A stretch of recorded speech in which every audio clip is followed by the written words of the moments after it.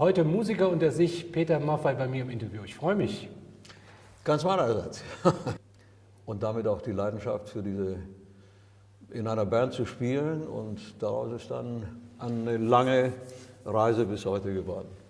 Für mich war das ein großes Abenteuer, und das ist bis heute geblieben, gleichzeitig ihnen Werte zu vermitteln, von denen wir einfach glauben, dass sie nie verfallen.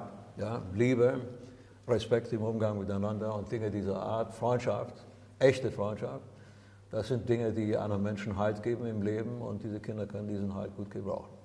Musik ist ein guter Vernetzer. Also die Plattform Musik schafft es, wenn man es darauf anlegt, Menschen zusammenzubringen, die mit ihren Fähigkeiten Synergien bilden zugunsten der Kinder. Und das ist eigentlich die Idee dahinter.